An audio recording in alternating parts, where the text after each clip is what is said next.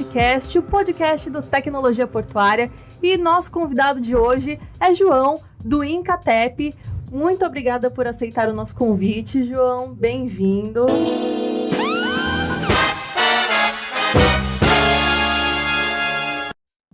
Eu que agradeço a oportunidade e parabéns por mais uma iniciativa de vocês. Vocês estão de parabéns. Bacana. Temos aqui também nossos diretores da T2S Tecnologia, Ricardo Pupo Largueza e Rodrigo Lopes Salgado. Bem-vindos também, gente. Valeu pela presença. Prazer. Conte sempre. Bora. Né? Queria saber um pouquinho, assim, para começar, a relação de vocês. Assim, vocês se conhecem há muito tempo?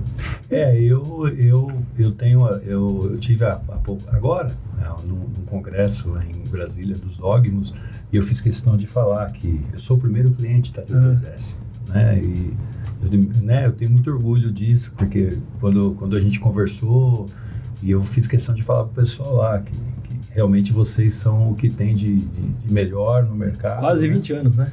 Quase 20 anos. Não precisa dar detalhes.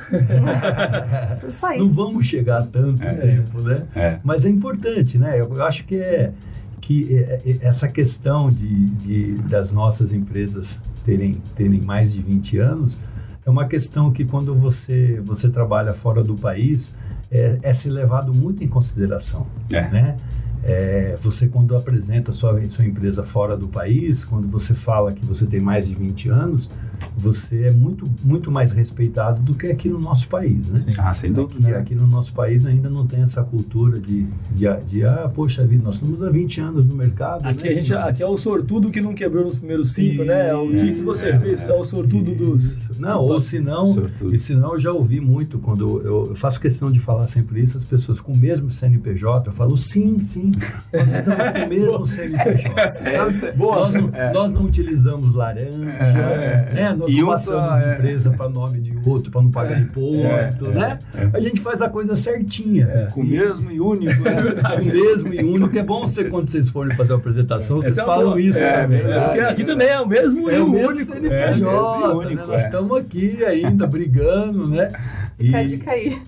Não, é verdade. E isso daí faz com que a gente, né, as coisas estão mudando, né, devagarzinho. Acho que as pessoas estão enxergando isso, né, que a gente tem empresas muito boas aqui no Brasil, né. É lógico que é sempre bom você trazer as empresas de fora, mas eu sempre brinco que tem que ver o background dos caras, né? Tem uma empresa aí da Holanda oferecendo treinamento aqui no Brasil que ela foi criada há 6 meses, cara. Então, como é que uma empresa dessa pode competir no mercado, né? Que know-how que know-how que tem, né? Faz 6 meses que a empresa foi aberta, né? Quantas pessoas vocês treinaram, né? Vocês têm certificação, a certificação ISO é muito respeitada fora do país, né? Agora, aqui não, aqui tudo que a gente fala que é brasileiro, né? Sempre tem esse sinal, né? Santo de casa tem que fazer um baita do milagre, né? Isso. E nós somos heróis, né? Porque sobrevivemos aí há mais de 20 anos, competindo aí com empresas internacionais, né? E como você comentou que de treinamento, capacitação, conta um pouco pra gente sobre o Instituto. Isso, a gente... O que é. E a sigla também, né? Incatep. A ideia surgiu quando eu ainda trabalhava numa multinacional. Eu trabalhava na Caterpillar e aí, apesar de ser de Santos, meu pai era gerente do Banco Nacional, vocês nem sabem o que é o Banco Nacional. É do Cera, pô. Então nós estamos falando, quando eu falo isso, as pessoas gostaria de não saber. Mas então, era um banco famoso e muitos estivadores tinham conta nesse banco, né? E aí eu sempre ficava com meu pai, era moleque, e aí acabei indo estudar, entrei na Caterpillar e aí por volta aí de 1989, 90, eu entrei na Caterpillar e logo em 93 a gente teve a Lei de Modernização dos Portos. Né?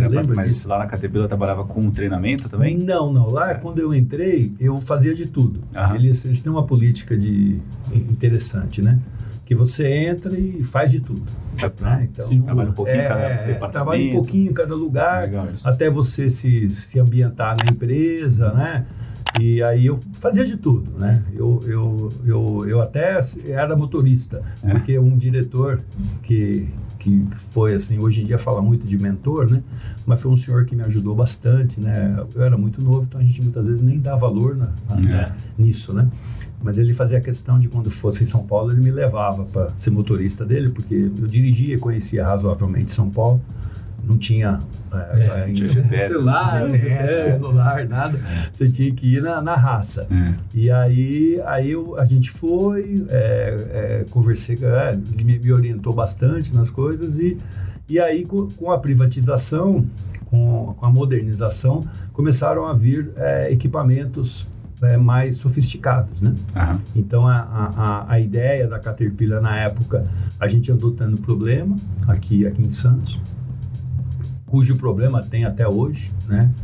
Que a gente parece uma coisa boba de se falar, mas todo veículo a diesel você não pode ligar e acelerar ele.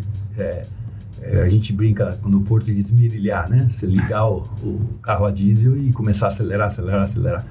E quando você vai desligar, você tem que esperar lá 3, 4 minutos para que a temperatura baixe.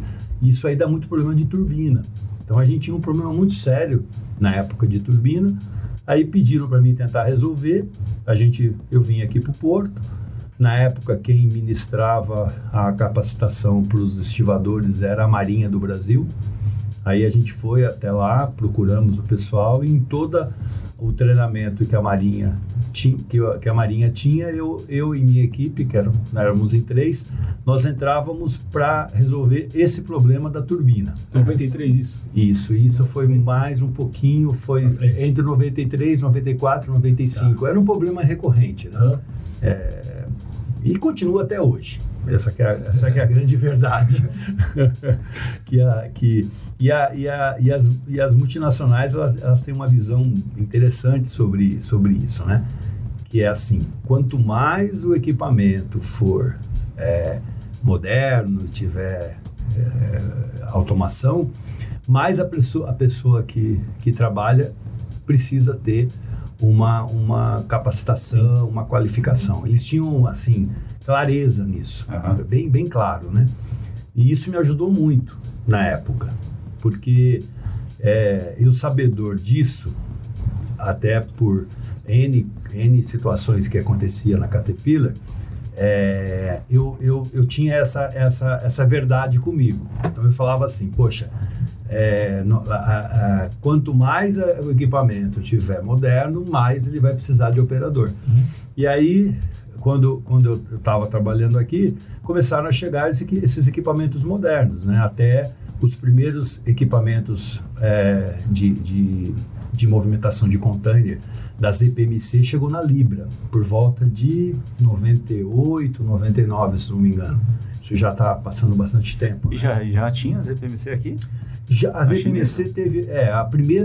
as primeiras máquinas EPMC que foram vendidas para a América Latina foi para a Libra. Legal. A Libra foi uma empresa que foi o primeiro a comprar um sistema de movimentação de container, que é o Cosmos. Você lembra disso? Lembro. Né? Então, ele pelo pessoal que administrava a Libra, eles eram inovadores, né? Então, eles compraram os equipamentos. A Santos Brasil nessa época era estatal ainda, né? Não, ela já tinha sido privatizada. 92. Já tinha sido privatizada. Só que aí, logo depois, porque todo mundo ficava meio com medo, eu pelo menos entendi isso, né? Que quando os equipamentos das EPMC chegaram, muita gente falava que era usado, que era não tinha esse negócio achava que não tinha qualidade, né? E na verdade tinha qualidade, a parte da automação era da Telemecanique, era todo o equipamento muito bom. Aí quando chegou, aí viram o resultado, aí a Santos Brasil adquiriu, na época, outros equipamentos, se não me engano, foi da IPSA, né, junto com a Bardella, mas equipamentos modernos. E aí depois, logo mais eles compraram das EPMC também. Né? A EPMC hoje é a detentora, né, que vende para o mundo inteiro. Eles são... Então, na época, me facilitou muito ter essa visão. E aí, eu até, na época, quando chegaram os equipamentos da Libra, eu fui para um diretor que chamava Gomes, né? Mas tu era Caterpillar ainda. Isso. Eu abri em Catep em 99. Você olhando esse movimento todo... Isso, pela Caterpillar, né? Aí eu decidi sair da Caterpillar e abri o Incatep em 99, né? E na época, quando eu abri, eu fui no diretor e ainda... Na época eu falei para ele, olha, eu quero me oferecer para fazer, para conhecer os equipamentos, para acompanhar a entrega, porque você vai ter que me contratar. Né? Eu brinquei com ele. Aí ele falou, não, onde já se viu? Eu tenho os melhores operadores do Brasil, são fora de série, etc, etc, etc. Eu falei, bom, eu concordo com o senhor que o senhor tem os melhores operadores. Só que o senhor vai ter que me contratar. Eu tenho absoluta certeza disso. E como é que era na época, assim, essa questão de capacitação e tudo mais? Teve alguma mudança, alguma evolução para hoje? Porque eu percebo, assim, pelo que os terminais, eles estão mais preocupados, né? Até porque, por conta de acidentes de trabalho, esse tipo de coisa, como que era antes? Agora os terminais estão enxergando aquilo que já deveriam ter enxergado há 30 anos atrás, né? Que a grande verdade é óbvio que quando a gente fala desse assunto, as pessoas falam muito assim, poxa, João, mas eu conheço um cara que é semi-analfabeto e opera. Eu falei, eu conheço também. Eu conheço várias pessoas que são semi-analfabetos, eu conheço um cara que não sabe ler e escrever e trabalha. Agora, são exceções, né? São tudo exceção. Então você fala, você não acha, né? Já aconteceu várias situações comigo, mas teve uma que foi particularmente interessante. Nós pegamos o serviço no Tecon Swap, né, lá em Recife, e aí teve todo esse problema, porque o terminal foi comprado por uma empresa chama ISTSI, uma empresa internacional e tal. E quando eles compraram, eles compraram que teria que usar a mão de obra do órgão gestor de mão de obra, uma exclusividade e tal. E aí o terminal decidiu lá vincular os trabalhadores. Então, ele fez lá um plano e achou por bem não ter trabalhadores avulsos, então ele ia ao OGMO e vinculava. E lá tem uma baixa escolaridade das pessoas, né? E lá na época tinha, não sei se é o Sparks, eu não lembro mais qual é o sistema. Era o N4. Não, era um sistema da Oracle. Não, quando esse TCE comprou já era não, a gente botou o Oracle Forms que a gente colocou lá, o N4. Eles compraram o N4 a gente. Então, mas esse TCE foi depois, né? Não. Acho que já era esse TCE. Eu não lembro qual sistema que tinha, mas o interessante foi que a gente fez toda uma capacitação com eles em cima de um raciocínio que hoje está na moda, que é as famosas trilhas formativas, né? Sim. Né? Hoje em dia todo mundo se fala de trilha, né? A gente na Caterpillar falava isso em 89, só. Então aí a gente nessa época a gente ministrou as nossas trilhas e tal lá. E eu fui para uma mesa surgiu lá uma reunião com o sindicato dos conferentes na época. Então, aí eu fiquei na minha, né? Falei, não vou falar nada, né? Sou convidado aqui, mas teve uma hora que eu não gostei de umas palavras do sindicalista, que ele comentou, não, porque vocês estão fazendo essas palavrão de treinamento, etc., porque o conferente precisa de um monte de coisa, precisa disso, precisa daquilo, né? E eu perdi a paciência e falei, então vamos fazer o seguinte, vamos lá no navio agora, nesse instante, já que o senhor falou que sabe tudo, né? O meu treinamento, né, não é bom, então eu vou apresentar para o senhor o Batatinha. Ele não sabe ler e escrever, está com um terminal na mão e está fazendo o trabalho do conferente que o senhor falou que precisa ter faculdade. Ué, vamos lá. O senhor está falando aqui. Aí o cara, não sei o que, tá. Então, esse Batatinha era uma exceção, né? É uma exceção. Né? Então, é lógico que existem poucos batatinhas. É isso que muitas vezes eu... Mas mesmo eles precisam de uma reciclagem. Perfeito. Você precisa dar uma revisada. Sim. Mas são pessoas que eu digo assim, são autodidatas, né? Pessoas... São talentos, né? Sabe? Nem chega a ser autodidata. São pessoas que... a gente que lida com educação profissional, eu fico muito pensativo em relação a isso, né? Quem dera no nosso país a gente tivesse chance para os batatinhas estudarem. Sim. Entendeu? Você imagina um cara desse que... Frase forte aí. Não, é verdade. Você imagina um cara desse que sabia escrever o nome, Ele pegava um coletor, pegava uma lista de embarque com Bay, Row e Tier e fazia o trabalho. Sem problema algum, rindo, brincando. Fazer rápido, eficiente. Fazendo por símbolos. É como se nós, né? Isso. Chegássemos lá no Japão, pegava um negócio escrito japonês. Como a gente, quando era criança, fazia. Na minha idade, quando a gente jogava videogame, não era traduzido, né? Às vezes em japonês. Direto pegava o jogo e a molecada se vira, né? Não entende nada que tá escrito lá, mas... Eu gosto quem deve ser aqui? Eu gosto muito de uma história que não sei se vocês já ouviram, do barqueiro, né? Eu sempre procuro falar essa história quando a gente está ministrando treinamento, né? Tinha lá um barqueiro, aí chegou um engenheiro e um homem de TI. E aí, né? E aí esse barco não vai sair do lugar. Aí sentaram no barco e o barqueiro remando, aí o homem de TI falou, pô, você não sabe fazer nada, você não sabe fazer programação, você não sabe fazer nada. Aí o barqueiro, é verdade, não sei nada, malemar sei ler e escrever. Aí o engenheiro, você não sabe fazer cálculo, onde já se viu? E aí no meio do lago o barco começou a entrar água. Aí o barqueiro olhou para eles e falou assim, vocês sabem nadar? Não, então vocês vão morrer aqui, porque a única pessoa que sabe nadar sou eu e eu vou nadar e vocês vão morrer. É uma história muito interessante, né? Que fala que os conhecimentos não são assim, né? Agora, é lógico que na média, né? Você vai falar assim, pô, a média, né? A média é ter poucos batatinhas. Essa que é a grande verdade. Então, a gente também não pode... durante o nosso processo, a gente tem que ter oportunidade de detectar os batatinhas da vida, mas são poucos. Você falou, né? É verdade, se os batatinhas da vida tivessem tido a oportunidade de potencializar isso durante ali a educação básica, né? Será que eles estariam? Muitas vezes porque quando você fala de educação profissional, você fala de qualificação, né? Então, o correto seria, né, a pessoa se qualificar numa faculdade. Vocês não aulam na FATEC, né? Isso. Então, por exemplo, a pessoa vai lá, faz um curso na FATEC, depois ela faz um curso de inglês, depois ela se qualifica.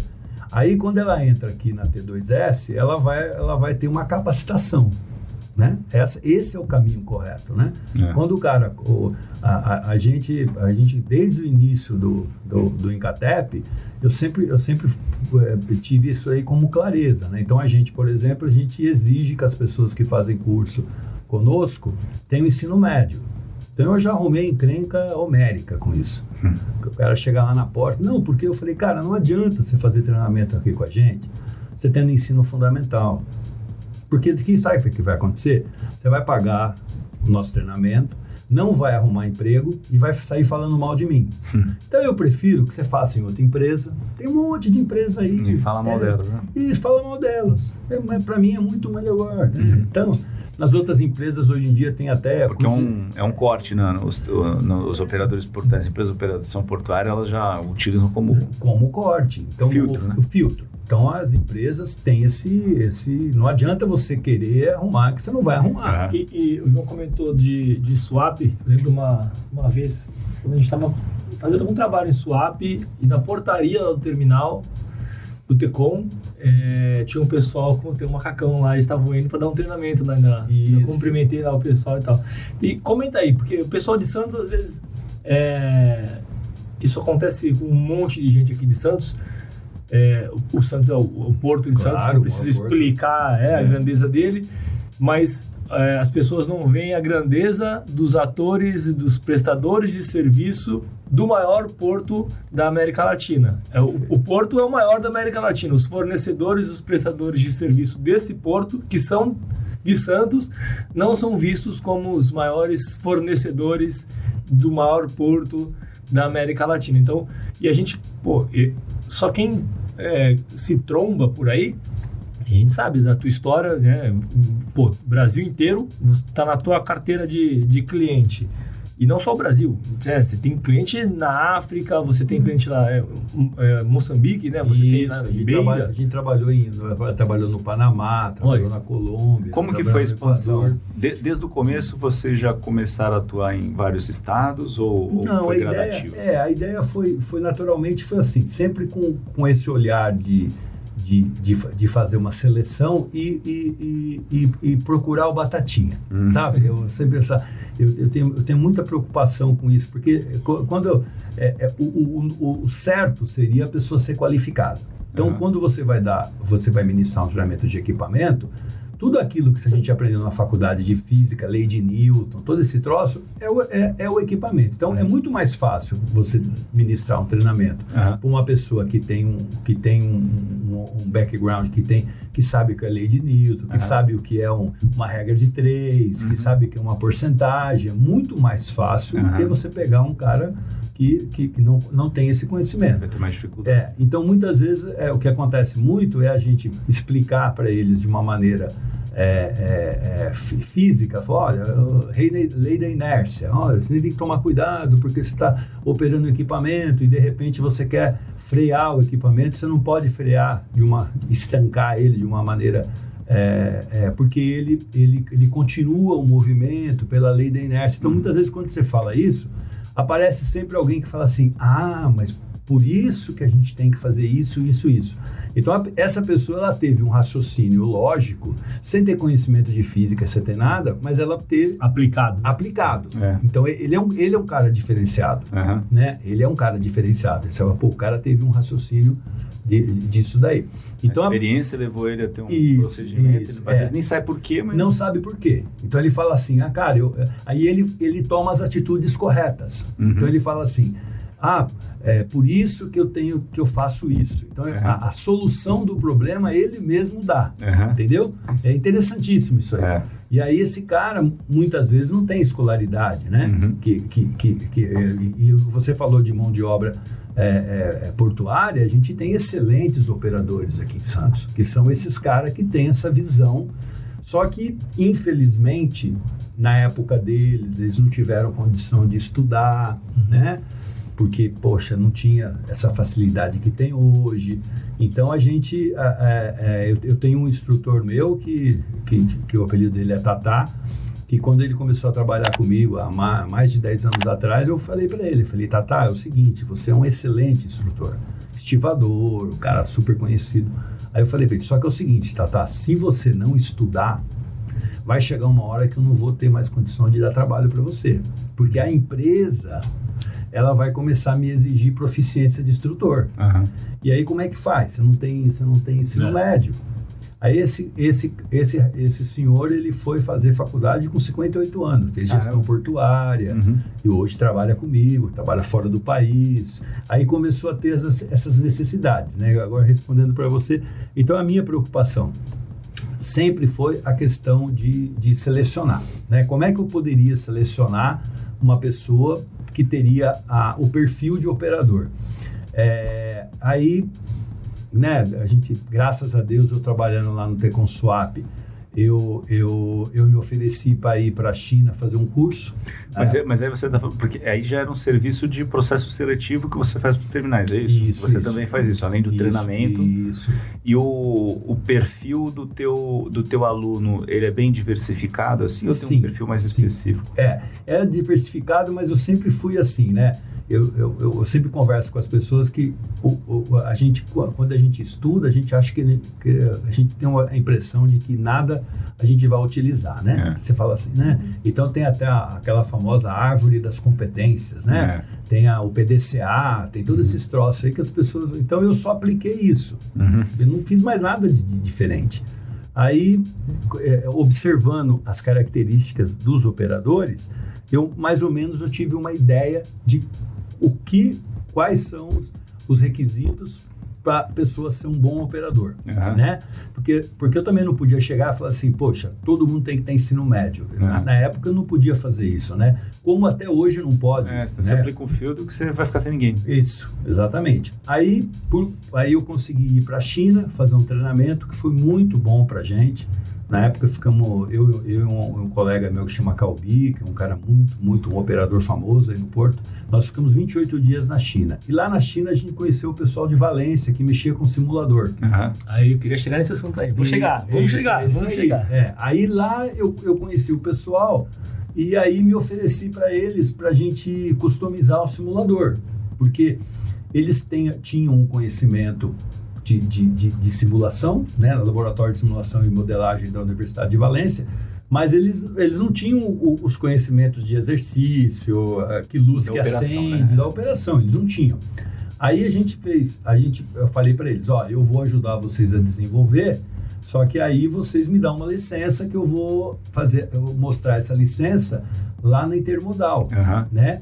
Que a gente rachou nós rachamos Não, eu lembro dessa Intermodal. A gente era bem pequenininho nessa época. Acho que você estava com a Modalport lá, com o Alexandre, com o Mário. Uma vez a gente pensou até em rachar a gente já conversou isso. A gente já conversou. E lembrando também, para quem não conhece, pessoal, a Intermodal é uma feira de logística aí bem famosa, uma das maiores, né, da América Latina, a maior. Vocês todo ano vocês fazem, né?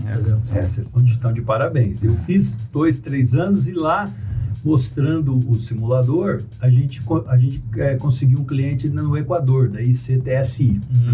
Aí a gente vendeu simuladores, depois vendemos para o Panamá, depois vendemos para a Colômbia, e aí sempre no intuito de selecionar e treinar. Mas no Brasil não vendeu nenhum simulador para o Brasil? Não. Aí na época não. Né? Aí depois a gente montou o nosso centro de treinamento.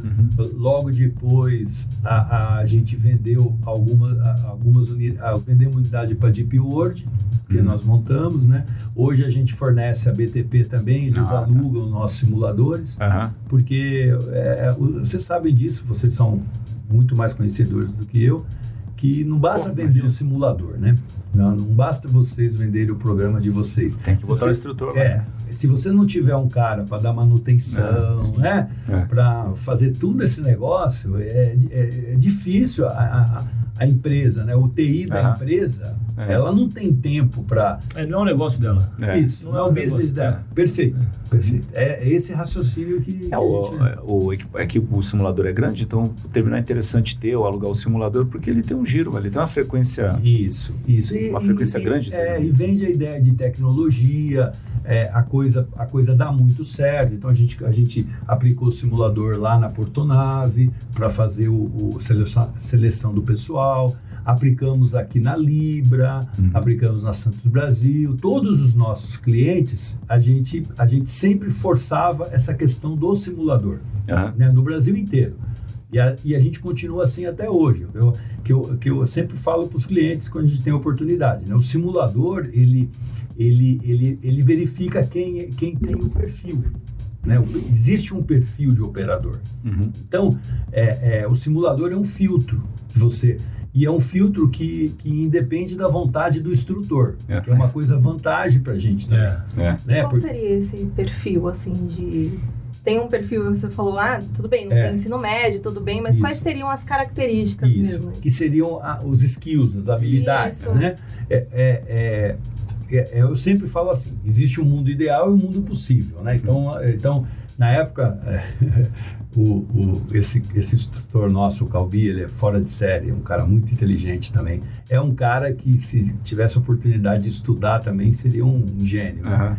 E ele é muito objetivo no que ele fala. Então, quando a gente estava uma vez em Recife, falei, a gente precisa fazer o recrutamento do pessoal. Aí nós tínhamos umas psicólogas, né? Aí eu falei, Calbi, eu falei, cara, o que nós vamos fazer para falar para essas psicólogas? Aí ela chegou para as psicólogas e falou assim, olha, o negócio é o seguinte, você vai fazer entrevista sua. quem matou o pai, você contrata. Quem matou a mãe, você não contrata. Entendeu? Porque não adiantava você chegar pro cara e falar assim, cara, qual é a sua escolaridade? A questão era assim, né? Você morria de rir. Aí ele começou a entrevistar os caras, entendeu? Aí ele chegava pros caras e falava assim, o senhor bebe? Aí o cara, claro.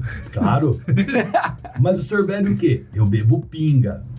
Pô, mas o senhor não pode falar isso na entrevista. Mas se eu não falar, eu tô mentindo. Mas o senhor tem que falar que não bebe socialmente. O que é beber socialmente? Beber somente de vez em quando. Aí, o senhor vai... Porque não tinha opção, né? A empresa, ela tinha que... Seguir a cartilha e contratar do órgão. Não tem como você... Existia exclusividade, né? Era uma situação extremamente difícil, sabe? Então a gente viveu todo esse momento e tal, e precisava contratar. Então não adiantava chegar pro cara e falar assim, eu quero... Não dei jeito, você tinha que contratar quem matou o pai mesmo, né? Essa que é a verdade. E hoje continua muita gente assim? Muitas vezes depende muito da situação que você tá, né? É assim... Existe uma legislação, existem lugares que você hoje já pode ter uma descrição de trabalho diferente. Então, naquela época, você não tinha o que fazer, né? E a gente teve assim, uma série de problemas. A gente teve problema assim, tipo, foi contratado as pessoas para trabalhar. E aí, a Suape é distante de Recife quase 80 quilômetros, né? Então, existem ônibus. Então, existiu algum pessoal administrativo que estava falando que teria que ter ônibus exclusivo para o administrativo, porque o pessoal cheirava mal, né? Aí, na época, quando eu soube disso, eu tive uma reunião com o presidente da empresa. Eu falei, cara, é o seguinte... Né? Se você me permitir falar com esse pessoal, eu já vou mandar eles tudo pra puta que eu pariu. Desculpa o palavrão. Porque eu falei que é o seguinte, eles deveriam entender que eles só têm um emprego deles porque o cara que cheira mal tá vindo aqui trabalhar. Porque se o cara que cheira mal não vir trabalhar, não tem por que ter RH, não tem por que ter TI, não tem que ter nada. Porque só o terminal só vai funcionar se aquele cara que cheira mal vier trabalhar. Porque se ele não vier... Não tem empresa. Não tem empresa. Porque nós estávamos numa situação extremamente difícil. Né? Tanto é que depois que a gente fez todo o trabalho e começamos a trabalhar no terminal... Que ano que foi isso aí? Já faz uns 15 anos já.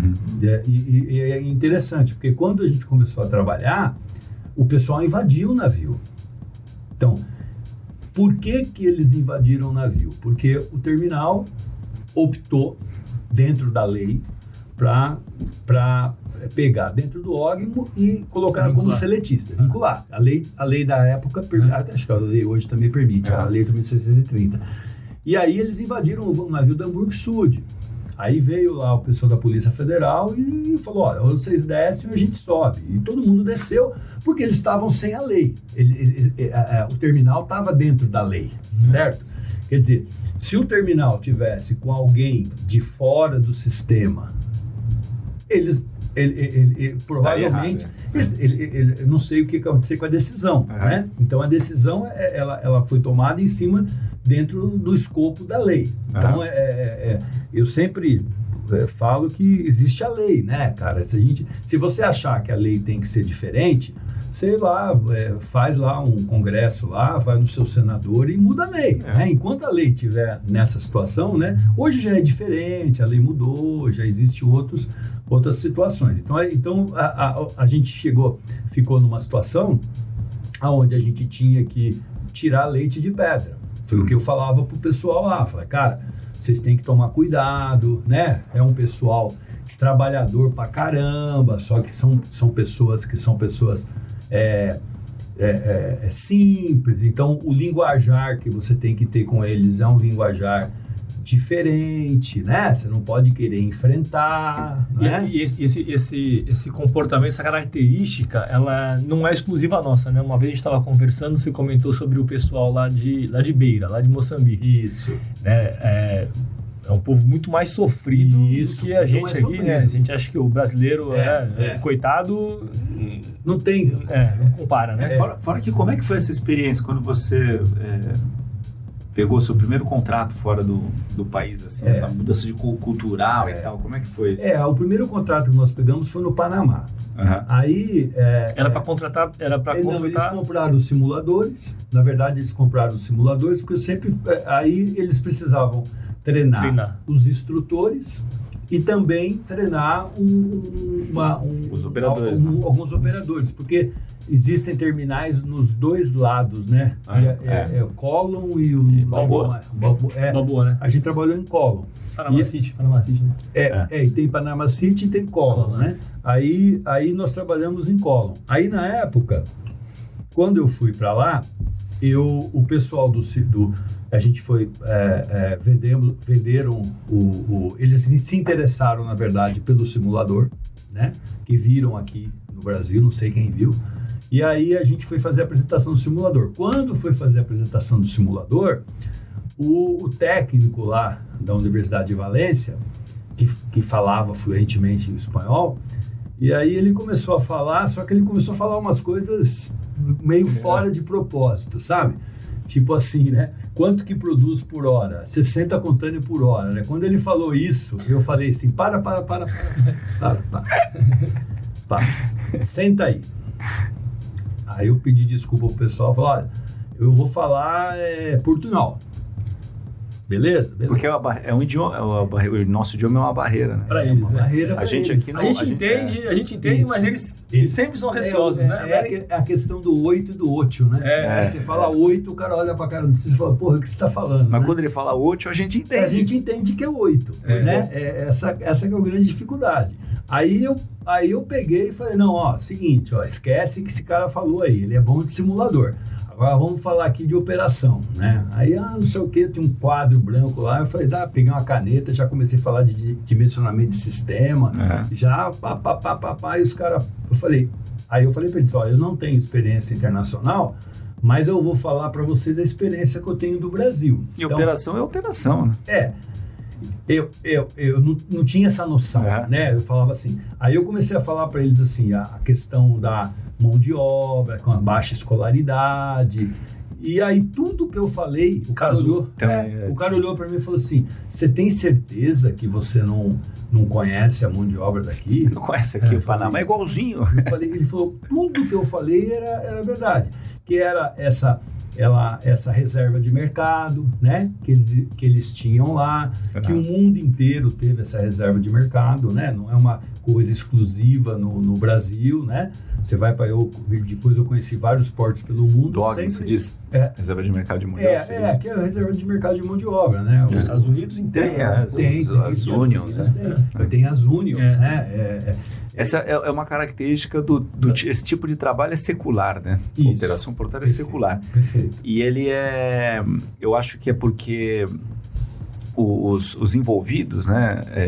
Os navios, eles, são os mesmos navios que estão toda semana nos lugares. Perfeito. Então, assim, eles multiplicam fácil a cultura organizacional da operação portuária. E a cultura do SAFO, né? Tudo, né? Que a gente usa é uma palavra legal, né? E a cultura também dos termos, né? Terno pra gente não é de se vestir, né? Sabe?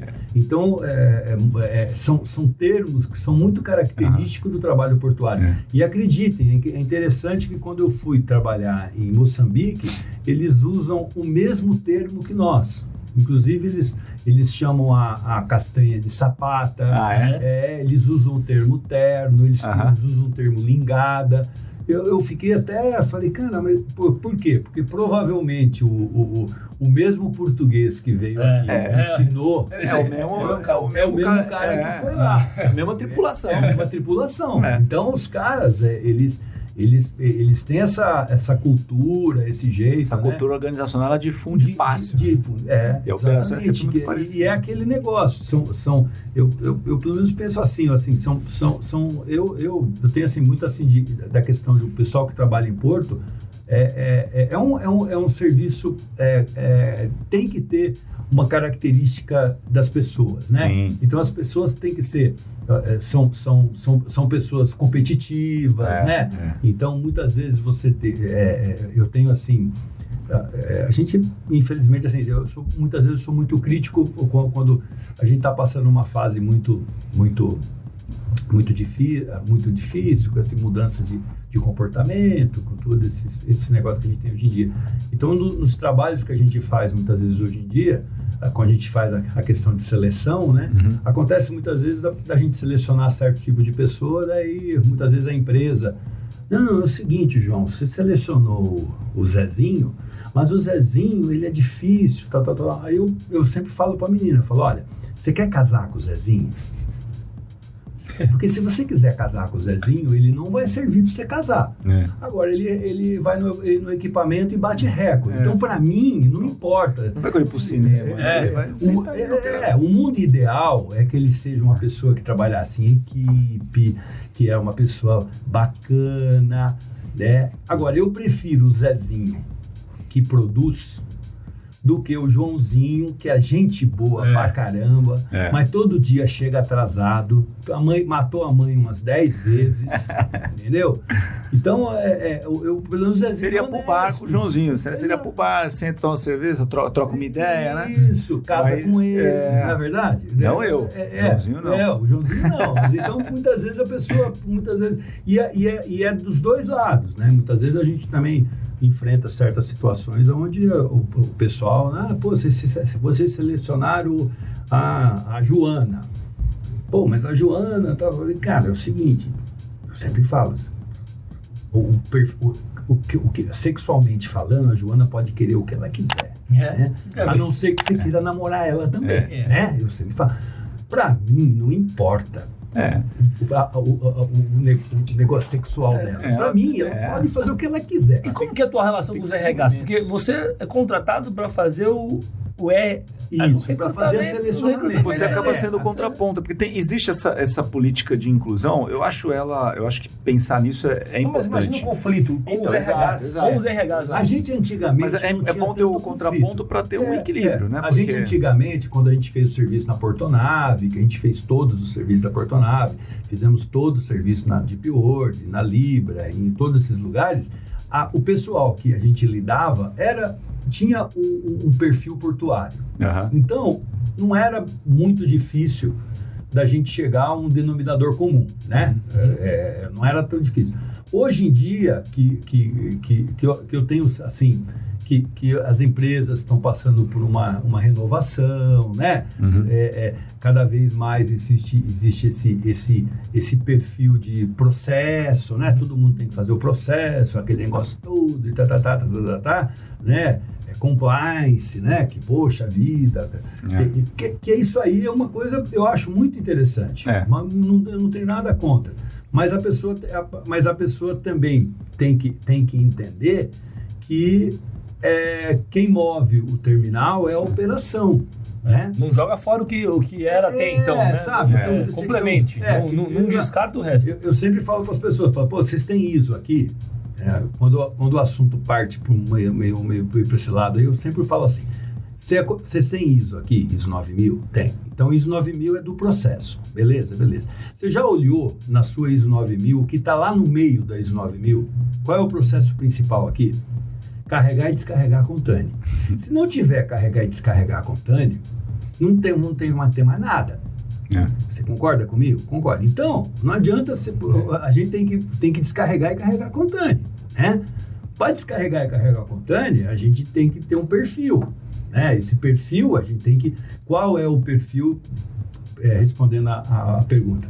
O perfil principal, né? É lógico que o mundo ideal é que a pessoa seja qualificado, que seja capacitado, etc. Qual é o perfil em relação à operação de equipamento? É o perfil do controle motor. Então, a pessoa ela tem que controlar a oscilação de velocidade. Por quê? Porque antigamente o comando dos equipamentos eram comandos hidráulicos, de ponto, onde a pessoa tinha que ter um perfil diferente do que tem hoje. A sensibilidade era maior, A sensibilidade acredito, né? hoje é muito maior.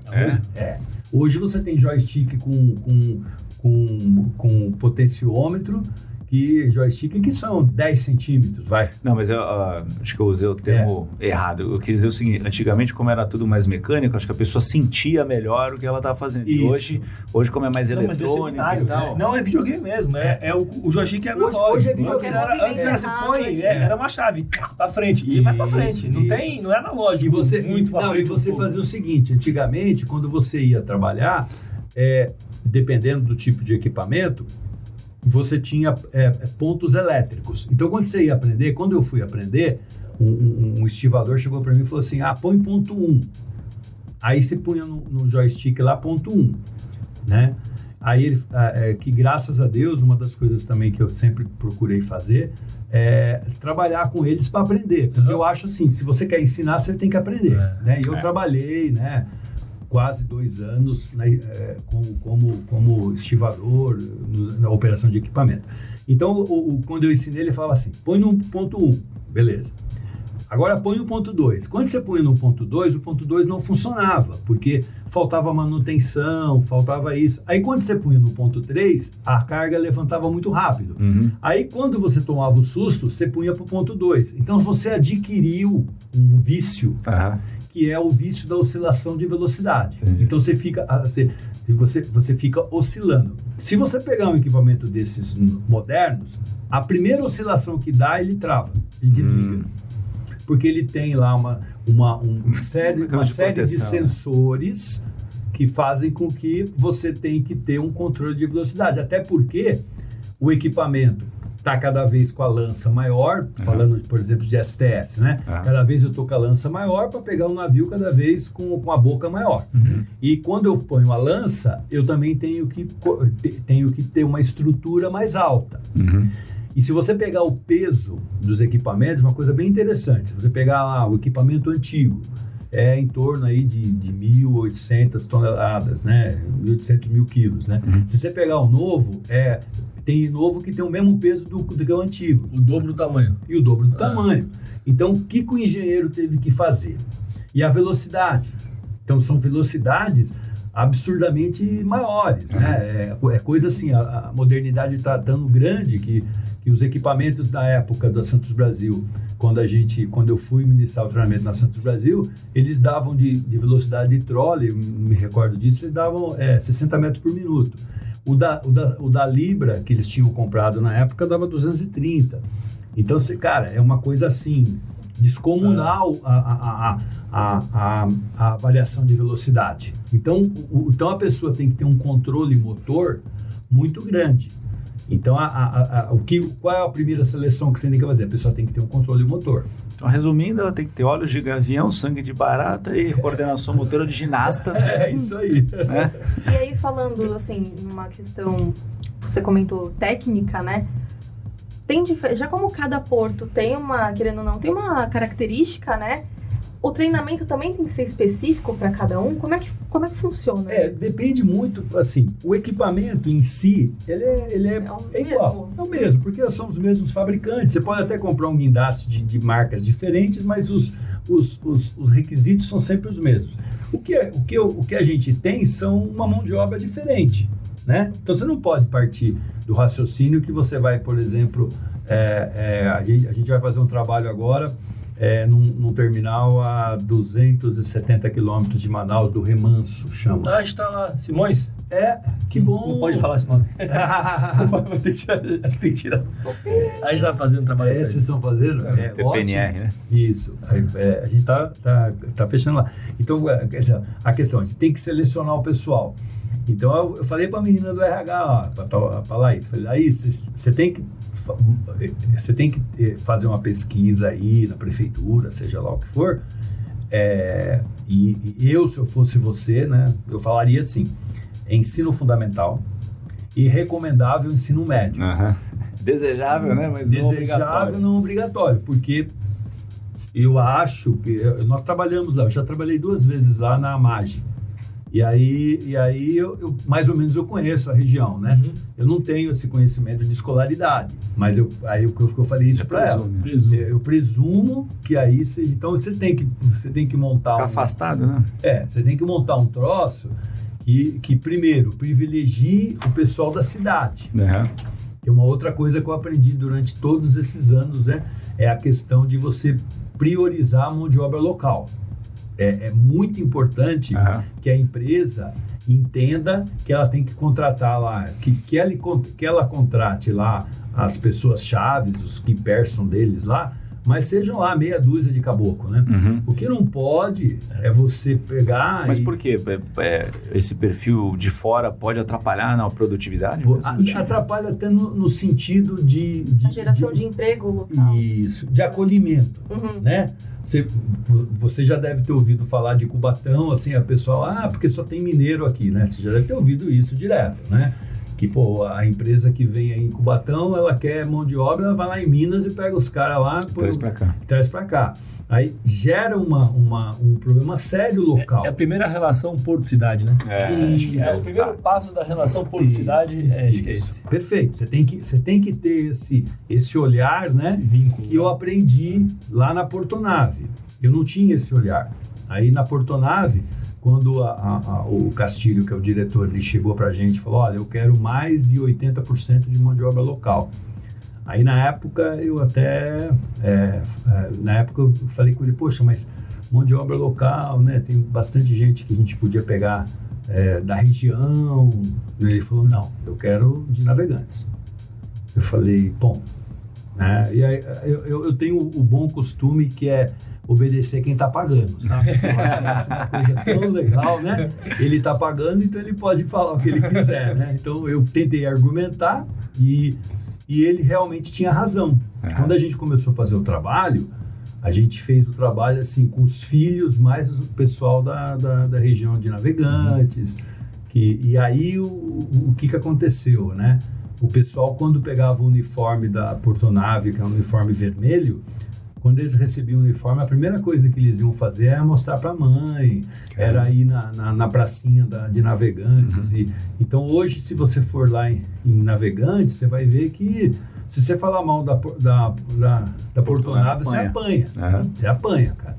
Em compensação, em outros lugares, né? A gente tem um exemplo, a gente tem uma filial há muitos anos em São Francisco do Sul. E aí, teve uma empresa, não me recordo o nome, uma siderúrgica, que quando começou a trabalhar em São Francisco do Sul, ela optou por oferecer um treinamento para o pessoal na França. Foi um lance assim. E aí, São Francisco do Sul, a maioria são pescadores, filhos de pescadores, então muita gente declinou. Aí eles foram ali em Joinville e pegaram ônibus e ônibus de Joinville. Porque Joinville é uma baita numa cidade, não sei se vocês... Sim. É a maior cidade de Santa Catarina, tem um parque industrial maravilhoso, é uma baita... TI é forte lá também. TI, tudo lá é forte, né? É uma coisa... E aí pegaram lá um monte de ônibus. Meu amigo, arrumaram a maior encrenca do mundo. Com a cidade. Com a cidade. Até hoje, eles já tentaram fazer um monte de negócio social. Isso aí já faz 20 anos. A imagem já era. A imagem já era. Quando você chega lá em São Francisco do Sul e você comenta alguma coisa sobre isso, o pessoal quer matar, né? Então, e aí vem os problemas, né? Tudo que a prefeitura quer fazer para ajudar, não faz, né? Já começa daí. Porque vira uma coisa política, né? Pô, você foi buscar trabalhador lá na outra cidade. Então faz o seguinte, a hora que você quiser alguma coisa aqui, alguma benesses de alguma coisa, você vai lá na prefeitura de Joinville e pede lá, né? Já vira um troço, né? Diferente, né? E aqui em Santos, a gente fala também de relação porto-cidade e tudo mais, e a gente percebe assim que, pelo menos da minha parte, poucas pessoas que eu conheço, tirando do setor, né, tem talvez tanto interesse no porto. Talvez isso também acabe dificultando também o pessoal ter esse emprego, essa mão de obra local. Né? Perfeito, porque o porto sempre foi, lembra, né, quando eu comentei, quando eu moro em Santos há bastante tempo, há mais de 30 anos, né? quando eu morava aqui com os meus pais, meu pai era agente de banco, você não tinha contato com o porto. Porque o porto sempre foi de pai para filho, né? Sempre o estivador passava para outro. Aí, muitas vezes, eu vejo, assim, as críticas, né? Assim, mas eu falei, cara, é o seguinte, o errado é quem fez a lei, né? Porque se eu fosse estivador, eu ia arrumar um emprego. Se eu fosse conferente, eu ia arrumar um emprego com meu filho. Não deixaria de arrumar. Sim, Então, esse negócio de você ficar falando mal disso daí, é uma questão de que lado que você está da moeda, né? E quem vive aquela realidade, quando está acostumada com ela, não vê ela como errada. Não vê como errada. E a lei está lá, não era, né? Então, não era errado. Não era errado. Pode ser imoral, mas não era ilegal. Não, mas mesmo quem está vivendo aquilo não vê mais como imoral, porque está muito acostumado. Isso aí.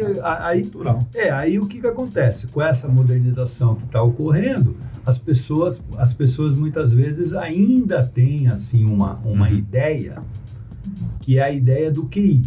Né? Então, uma das coisas que eu sempre faço, na Portonave eu fiz isso. Na Portonave, a pessoa que quisesse entrar na Portonave, ela tinha que colocar o currículo a Portonave era em cima da padaria, e aí tinha um negócio embaixo lá que você colocava currículo, sabe? Aí, uma urna, uma caixa, né? E aí a gente ia lá, desvaziava e fazia o recrutamento e seleção. E aí, quando a coisa começou a contratação, a gente começou a ouvir falar muito da questão política, né? Não, porque o fulano de tal entrou, porque ele era amigo não sei de quem, um amigo não sei de quem. E, na verdade, entrava porque fazia os testes, né? E são testes, na época que nós fazíamos, e tinha um resultado lá. Nem sabia quem era quem. Nem sabia quem era quem. São esses testes psicológicos, que é atenção concentrada, atenção difusa, palográfico, PMK na época. Então, as meninas lá faziam um montão de teste e quem passou, passou, quem não passou, não passou. Era assim que fazia. Então, eu percebendo isso daí, toda vez que a gente ia começar os treinamentos, eu fazia a abertura. Aí eu chegava o pessoal, tinha lá 50 jovens na sala, eu falava, eu quero saber o seguinte, pessoal, quem pôs o currículo na padaria? Aí, boa parte levantava, tipo 80%, 90%, né? Aí eu falava para eles, assim, bom, então, primeira coisa, quem arrumou emprego para vocês foram vocês. Não foi o vereador que deu o papelzinho, não foi o QI. Vocês arrumaram porque vocês puseram na padaria. Os outros que não puseram na padaria também arrumaram emprego, não foi porque o vereador trouxe o... Foi só por acaso, né? Foi por acaso, né? Então a gente assim tem... Na época, eu recebi um currículo do governador do estado, que era Luiz, não sei o que lá, do PMDB. O cartãozinho do cara. Aí eu levei para a diretoria, né? Porque eu falei, olha, é o seguinte, surgiu um currículo aí com o cartão do homem. Aí a diretoria chegou para mim e falou, o negócio é o seguinte, João, submete o cara aos testes normais. Se ele passar, você fala para mim que eu vou arrancar o couro do governador. Eu falei, beleza, não passou, né? Eu falei, o cara não passou. Então a gente assim, nos vários processos que a gente fez, nós nunca tivemos interferência das pessoas, né, na Deep World, você vai contratar o fulano porque ele é filho do vereador, ele é filho disso, ele é filho daquilo. É legal saber, né? Porque quem está de fora sempre, não digo eu, porque já conheço, a gente trabalha com o Porto, sabe disso, mas muita gente de fora, quando vê uma empresa grande, pensa sempre, aqui no Brasil a gente tem essa cultura, sempre pensa que tem algum dedinho do Estado, algum político que ajudou, não sei o que lá, porque tem muito político que diz que ajudou, né? Tem muito político que diz que ajudou. Porque o cara muitas vezes ele tem acesso à relação de quem passou, né? Então o cara vai ligar lá. Agora, é lógico que antigamente, quando era estatal, a gente ouve falar de várias histórias, né? Que os mais antigos contam pra gente, que era um outro mundo que a gente falou. Esse mundo que a gente está vivendo. E também existe uma coisa que é a defesa, né? A defesa, uma das primeiras coisas que quando eu quis montar o Incatep, uma vez eu fui numa reunião, aí os dirigentes dos sindicatos todos estavam lá e falaram, não adianta que você vai quebrar, não adianta que você vai fazer isso, né? Aí eu falo, daí eu sempre pensei assim, cara, a opinião desses caras e nada pra mim é a mesma coisa, entendeu? Eu não vou ficar me preocupando. Então, muitas vezes a pessoa, ao invés de estudar, de fazer as coisas certinho, ela vai na conversinha, né? Ela vai lá, o cara, não, pra você entrar no Porto, você tem que ter um amigo, senão você não vai entrar. Aí você desmotiva para você, né, fazer uma faculdade, fazer um curso de capacitação, hoje falar inglês, né? É um troço que então a pessoa desmotiva porque ela fala assim, eu nunca vou entrar nesse lugar, né? Ô, João, deixa eu te perguntar, agora há pouco você falou sobre modernização e os impactos que isso traz e tal. Tem uma tendência grande de automação portuária parcial ou total, né? Isso. A gente tem até acompanhado e visitado alguns terminais que são totalmente automatizados. O Brasil ainda não adotou tecnologias desse tipo. A gente vê o posicionamento do governo de facilitar, porque hoje os terminais só não investem nisso porque os custos tributários são proibitivos e porque existe um receio de acabar com a mão de obra, né? Isso aí. E você trabalha justamente com o treinamento da operação portuária e esse perfil vai mudar, eu acredito, né? Como é que você está vendo essa tendência e qual que é a tua expectativa de realmente isso virar uma realidade aqui no Brasil? É aquilo que eu comentei com vocês lá no início, né? Quanto mais tecnologia tiver, mais a pessoa precisa ser preparada. Então, no final da conta, vai sobreviver aquele que correr atrás de capacitação, aquele que correr atrás disso, né? Aquele que tiver o perfil, analisar o perfil, né? Mudar muitas vezes o perfil, né? Que hoje em dia a empresa quer uma pessoa multifuncional, que é uma pessoa que saiba trabalhar em equipe, que sabe fazer isso. Então, a própria pessoa, ela tem que entender que ela precisa mudar. Né? E na prática você vê essa mudança, porque assim, a gente presencia bastante como fornecedor de TI, de software, integração, a evolução de profissionais. Então, vários projetos grandes, quando tem uma evolução de tecnologia ou equipamento, não muda do dia para a noite. Então, normalmente a mudança às vezes demora ano para acontecer. E sempre tem a preocupação de recapacitação e de se inserir. O projeto sempre começa com headcount, vai cortar X pessoas. Mas na prática a gente vê que, na verdade, não corta, às vezes até aumenta a quantidade de pessoas e elas só são muda o perfil, requalificadas, muda o perfil, elas são, e até evolui, gera mais riqueza, a pessoa cresce. Quem quer crescer? Óbvio, né? Se você quiser ficar reclamando, você reclama. No teu lado, lá na ponta da operação, você enxerga dessa maneira também? Como é que você vê por exemplo, trocam um TOS, trocam um equipamento de grande porte, porque não troca do dia para a noite? O pessoal costuma como acontece essa requalificação, ou como acontece corte, ou como que você vê isso? As pessoas precisam, aquilo que eu estava falando para você, a pessoa precisa entender que isso daí vai mudar e a pessoa precisa se adaptar, né? Então a gente, por exemplo, lá no Icatep, a gente já montou um simulador para remoto. Então essa preocupação já está circulando lá os corredores. Já existe, né? Eu recebi esses dias um filme do YouTube onde aparece uma moça, uma menina, com uma direçãozinha, não é nem essas direções de simuladores, tem vários tipos, né? A melhorzinha da Logitech G25, né? Que é aquele mais robusto. E aí agora tem uns que são pequenininhos. Parece videogame, né? Parece brinquedo. Tem um que parece brinquedo. Poxa, o filminho lá tá a menina com um daquele de brinquedo. A gente vê a operação na prática, é assim mesmo. Parece que eles estão jogando videogame. Eu vi num filme. E ela tá operando uma empilhadeira a 1.000 km de distância. Com aquele negocinho de brinquedo, cara. Não é uma empilhadeira. Às vezes ela opera vários e as empilhadeiras fazem parte do trabalho sozinho e ela vai lá atuar só onde tem exceção, onde é mais Isso é uma realidade que uma hora vai chegar, mas eu enxergo que vai chegar para os grandes terminais. Sim. Né? A gente tem uma retroárea muito grande aqui no Brasil. Eu comentei, toda mudança, o pessoal fica com medo, as mudanças não são disruptivas, vão acontecendo aos poucos. Ao contrário, porque mas na Europa... se você tiver produtividade lá na ponta, se você tiver mais produtividade, movimentar mais containers, se for o caso, utilizando essa tecnologia num terminal de ponta. Quando você movimenta vários containers, alguém tem que ovar o container, tem que unitizar o container com carga. Alguém tem que... Então, se você parar e pensar, é lógico que ali vai vai diminuir o emprego. Mas vai aumentar na retaguarda, vai aumentar muito mais. Sim, porque vai movimentar mais. Vai movimentar mais carga. Então, a pessoa já tem que ter essa visão. Sim. E ela tem que ter essa visão da questão da qualificação, né?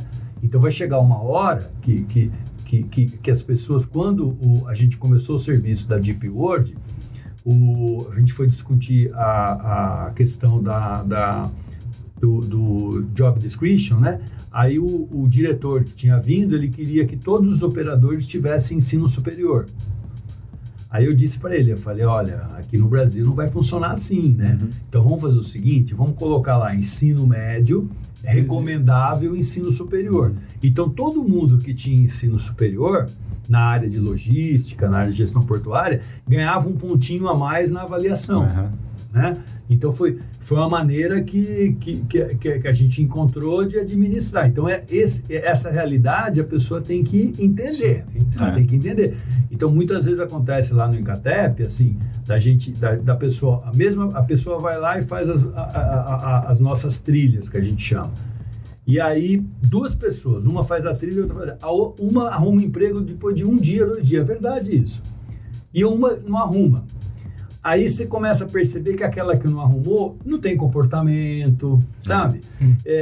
Chega atrasada na entrevista, né? Vai na entrevista. A gente já faz vários esses processos de recrutamento e seleção, a gente faz, né?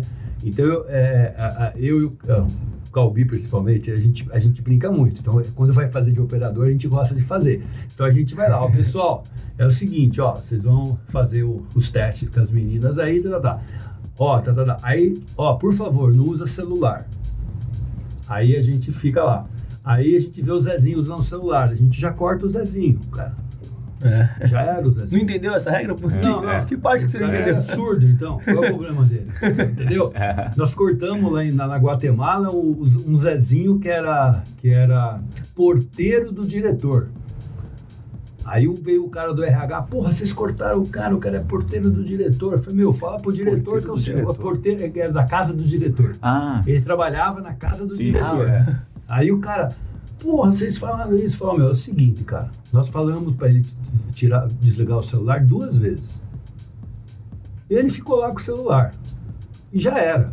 Ele pode ter sido, para nós já era. Aí o diretor veio falar com a gente. Quando veio falar com a gente, eu falei, agora vamos arrumar uma encrenca. Aí o cara, o diretor, falou assim, olha, eu queria falar uma coisa com vocês. Pois não, vocês fizeram muito bem de cortar ele. Porque ele fica o dia inteiro lá na minha casa, ao invés de ficar lá na portaria, ele fica o dia inteiro no celular. Eu falei, então, o senhor concorda comigo? Não, vocês estão muito certos, tem que fazer isso mesmo. Quer dizer, tá escrito que não é para usar celular? Não é para usar celular, né? É algo que nem deveria estar escrito, né? Que nem a questão de operação em vários terminais aí que proíbem a utilização de celular. Né? Tem vários terminais que proíbem. Eu acho que é uma discussão, é óbvio que o risco é muito maior do que se você não utilizar celular. Isso não tem discussão, né? Sim. E muitas vezes o pessoal vai lá e fica usando o celular, né? Cara, é um negócio assim que, sabe? Então, ele não deve trabalhar no terminal portuário. Ele deve trabalhar aí no comércio, que ele pode ficar o dia inteiro no celular, no Facebook. Vira analista de mídias sociais, né? Por exemplo, trabalha com marketing digital. Muitas vezes a pessoa, é verdade, os caras gostam tanto disso. E você sabe que é uma mão de obra, falando de TI com vocês, é uma mão de obra que não tem, né? Não tem.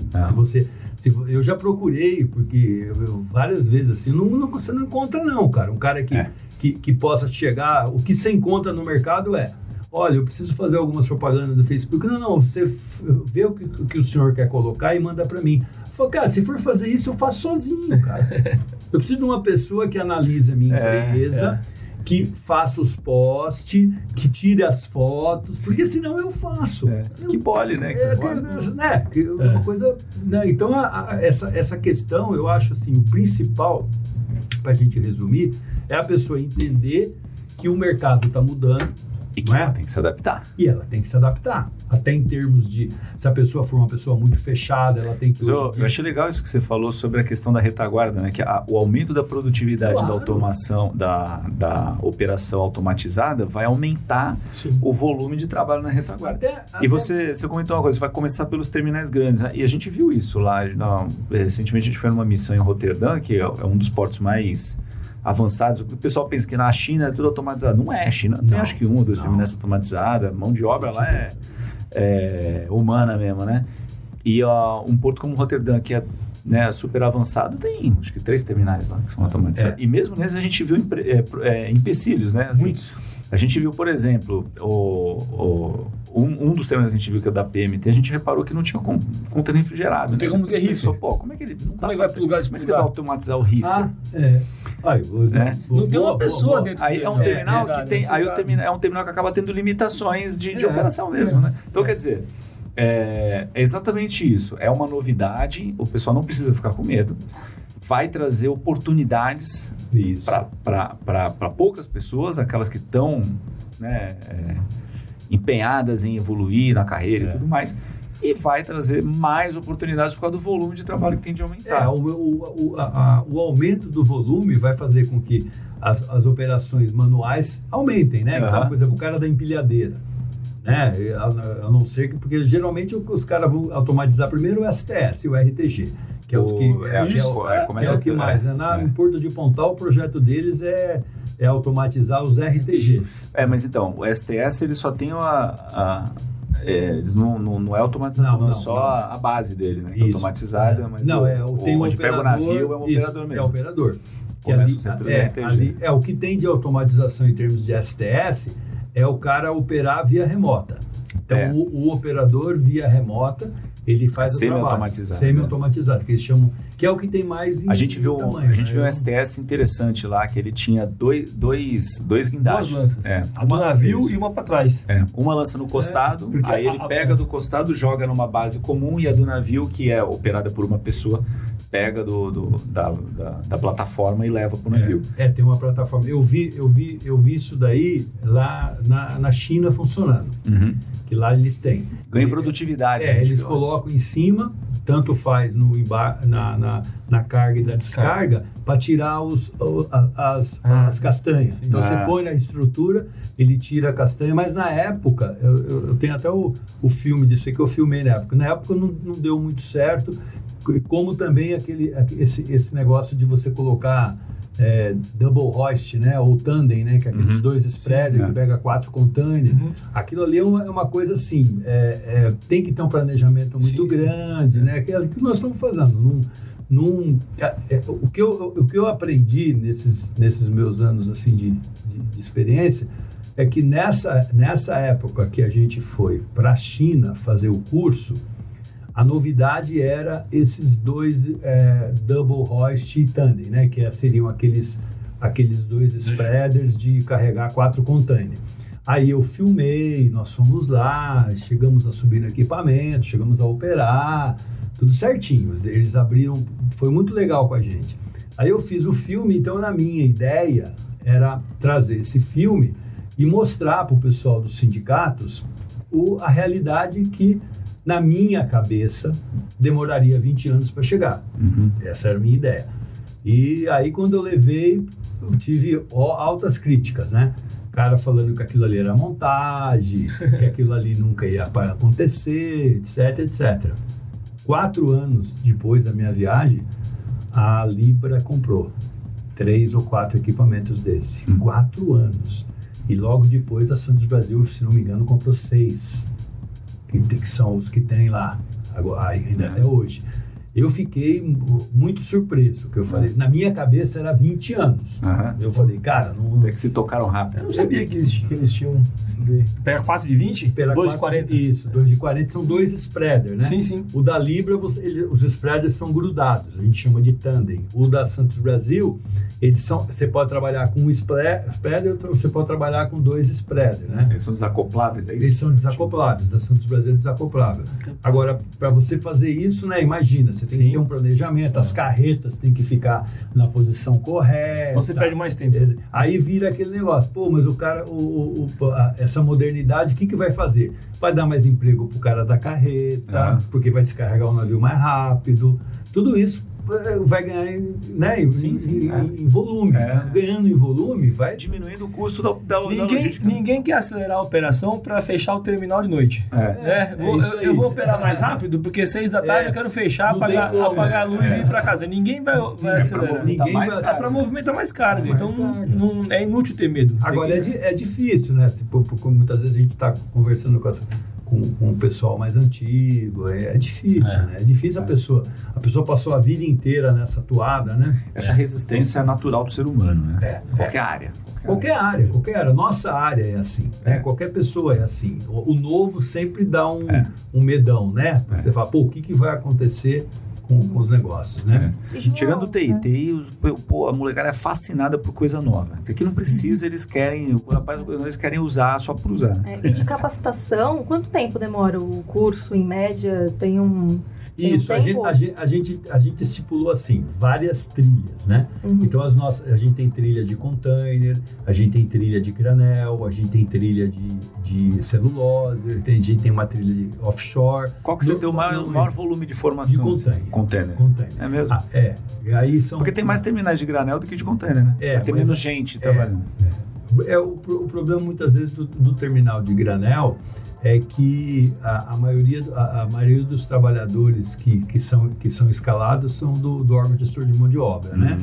E não tem, na verdade, não tem muito o que fazer. Né? Então fica esse problema de acontecer. Mas então, em média, são 45 dias de treinamento, de capacitação, que a gente chama. Legal. Então a pessoa tem condição.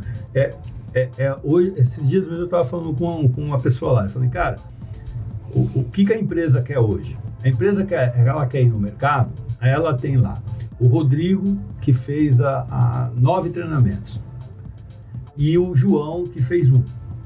Aí o cargo dela é de ajudante de movimentação, que é o cargo mais baixo que tem. Aí fez os testes, tudo certinho, os dois têm o mesmo perfil. Quem a empresa vai contratar? O Rodrigo. Porque amanhã ela vai passar para a empilhadeira. Sim. O Rodrigo já está quase pronto. Então vai passar para outro, já está quase pronto, né? Que essa tendência já existia antes da pandemia. Com a pandemia, ela aumentou demais. Aumentou a demanda. Não é questão de demanda, é questão assim, antes da pandemia já começou a ter aqui em Santos essa ideia de que a pessoa, como o americano chama de self-person, que é a pessoa que corre atrás que faz a sua capacitação, né? Self-made person, que eles chamam. Que é aquele cara que corre atrás antes do mercado, né? Que já vai se capacitar por conta própria, não espera a empresa... Isso. Aí, antes da pandemia, já existia isso, por N motivos. Primeiro, a questão de muitas vezes a empresa dava o treinamento para o cara, chamava a gente para dar o treinamento, o cara não ia fazer. Segunda coisa, colocava a empresa na justiça trabalhista, porque ele falava que ele fazia o treinamento na hora de folga. Que é o Brasil, né? E aí a empresa começou a ficar meio de saco cheio disso. Quando veio a pandemia, a primeira coisa que a empresa cortou foi os treinamentos, né? Tinha que cortar, né? Muitas vezes não dava nem tempo mais de fazer o treinamento, porque o volume aumentou, etc, etc. Agora está assim. Então a maioria, poucas empresas hoje pagam para o funcionário que tem que buscar a sua formação. A sua formação. E onde ele procura isso? Isso. Então, como que ele chega em você? Site? Nós temos o nosso site, obrigado pela oportunidade, é www.grupoincatep.com.br. E uma outra questão também que é importante, até comentando, até as grandes empresas, a gente trabalha também para a Vale do Rio Doce. A Vale tinha uma política muito legal, que era assim, a pessoa, a nível de gerência, a pessoa fazia MBA fora do país, etc. Uma última serviço que nós pegamos na Vale, em Nacala mesmo, lá em Moçambique. Aí eu estava conversando com um cara e estava elogiando essa política. Ele falou, não, essa política acabou. Eu falei, mas como assim acabou? Ele falou, não, porque o cara ele faz MBA, arruma um emprego em outro lugar para ganhar mais e vai embora da empresa e não dá para descontar, porque a justiça trabalhista proíbe, né? Então a empresa prepara o cara para outro, né? Então já fica aí quem quiser trabalhar no Porto, quem tiver algum interesse em se capacitar, dá tempo, tá precisando de gente, então entra lá em contato com o Instituto que o pessoal vai oferecer toda a capacitação, né? Independente da área, vai ser bem bacana, né? João, nós agradecemos muito a sua presença aqui. Não, eu que agradeço a oportunidade, os meninos aí vocês são excelentes, parabéns pela iniciativa, viu? Isso aqui vai fazer muito sucesso. Com certeza. E está convidado, já está gravado, né, gente? Está convidado para vários outros podcasts. Tem que voltar com o Calbi. Só para contar causos. Causos do Aí Porto. tem que ficar aí 1 hora só para contar os casos dele. História não vai faltar, então, isso né? Isso aí, com certeza. Muito obrigado, viu? Legal, a gente que agradece a tua presença aqui. Ricardo, Rodrigo, também agradeço a presença de vocês aqui. E a gente vai encerrar, né? Vai chegando ao fim, mais um podcast aqui. E queria deixar meu muito obrigada aqui para vocês que assistiram a gente. Fiquem de olho no nosso canal, se inscrevam, compartilhem, comentem aqui embaixo o que vocês estão achando. Outros temas também, alguma sugestão é sempre bem-vinda. E é isso, gente. Se inscrevam, ativem o sininho, não esqueçam e sigam a gente nas redes sociais Tecnologia Portuária. A gente fica por aqui, então desejo um ótimo dia, semana, não sei que dia vocês estão assistindo. Ótima vida para vocês, então até mais e até o próximo episódio. Tchau, gente! Tchau.